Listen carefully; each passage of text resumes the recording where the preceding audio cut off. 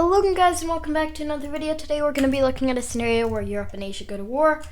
So I'm not going to be showing you every detail, but let's go and begin as Europe is our aggressor and they're going to be making a landing in Turkey, quickly pushing across and capturing Ankara, along with capturing Cyprus, which some might consider Europe. I don't know, I put them in here as Asia, but put them down as whatever you think. They capture all that's left of southern Russia and the Caucasus and push up to the Middle Eastern border. After pushing into northern Syria and Iraq, they decide that this campaign isn't worth it and hold a front line against Iran and Saudi Arabia. If you're wondering how they did this, this is a surprise invasion. Chinese troops are about here, Indian troops are about here, Pakistanis are here, and Russians, well, Russia doesn't have a huge army here. So yeah, it's pretty obvious who's going to win this, but let's go ahead and show you how. European troops quickly begin to push across into the Russian part of Asia. Well, into the Asian part of Russia is a better way of putting it. And this is going to go well for them.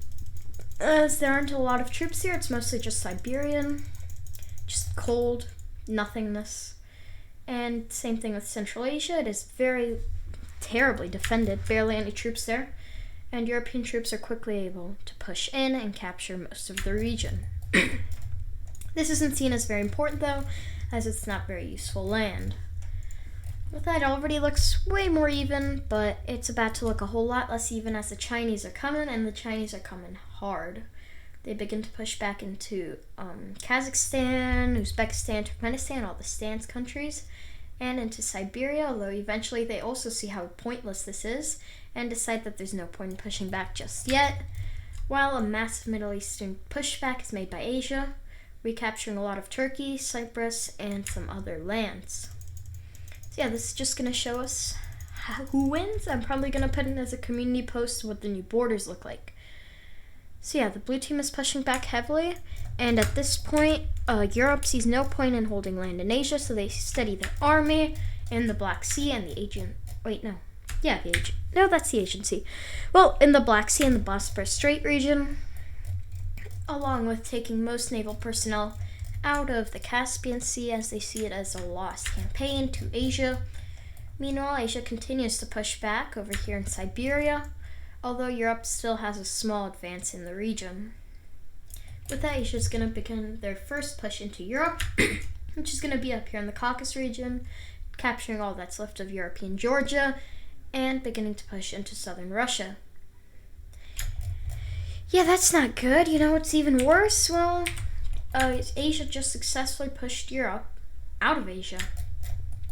A full European withdrawal leads to all European troops being taken out of Asia, and that's not going to be very good for them now, is it? No, it's not, because now Asia's starting a push on all borders into European Russia, and with all southern Russia and a lot of land along the borders being taken, Europe starts to see that they cannot win this.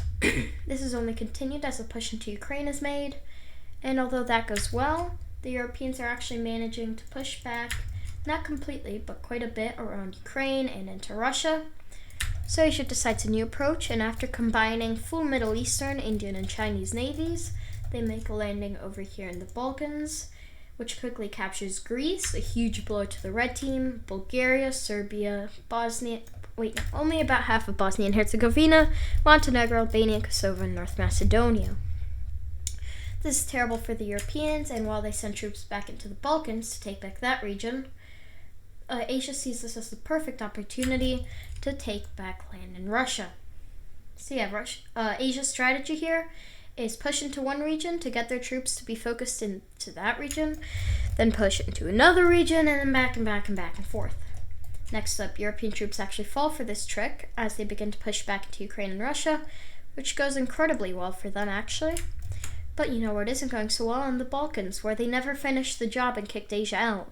This time Asia pushes into the Balkans even more, and while European troops are being sent back to retake the region, which they actually do pretty successfully, as they retake all of the Balkans,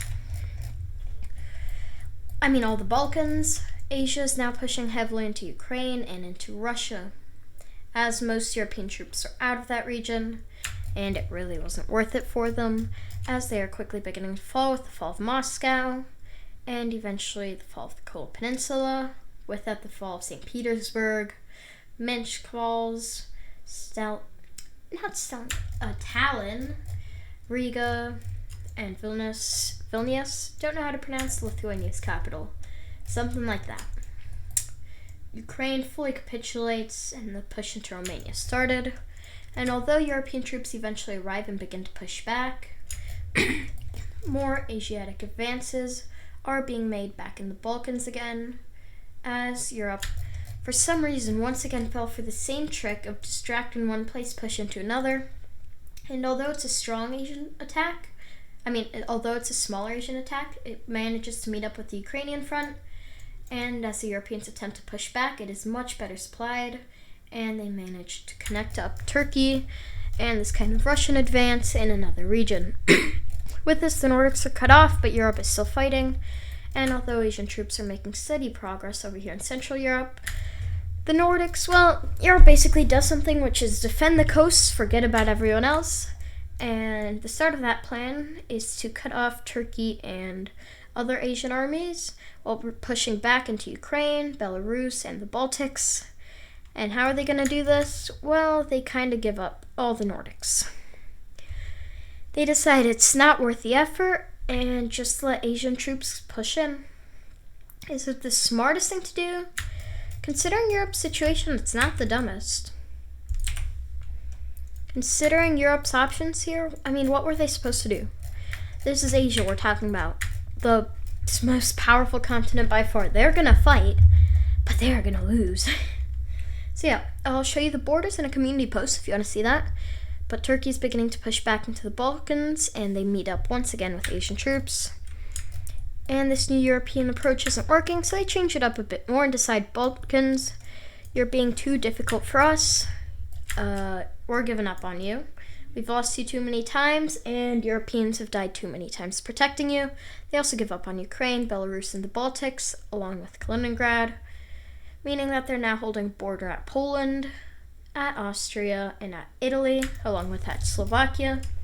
Eventually, they're forced to give up Slovakia, but they still hold a border at Czechia, Poland, and Austria. This is Europe's final stand pretty much, as they've already lost a lot of land, but they're only going to lose more as the fall of Warsaw and Krakow leads to the fall of Poland, Czechia, and Austria both fall. And it's now just Western Europe, which, yes, is the most important region, the most valuable region, but it's not going to be enough to stop the Asian onslaught. Germany is their next target, as it is a very important country to the Europeans, so they may actually the Asians decide to give up some land in the Balkans to make the Europeans think they're winning. And then they do this, and then they do this, and then they do this. And now the Europeans aren't winning, so they retreat out of the Balkans to try and save Germany again. They recapture the Benelux, but sadly for them, Asia's defense in Germany is strong, and although they manage to recapture Hamburg, the next Battle of Berlin ends in an Asian victory, and they're pushed back.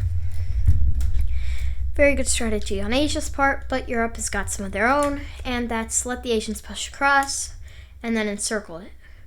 All these Asian armies are destroyed, and this allows Europe to push back heavily, as Asia's disorganized and has nothing they can do. With this, Europe makes a lot of progress down here in southern Europe, in the Balkans. But overall, just look at this map. There's not much they can do. Asia's gonna go ahead and actually give up a lot more of the Balkans, as they once again prioritize going into Germany, going into the Benelux, the more important regions.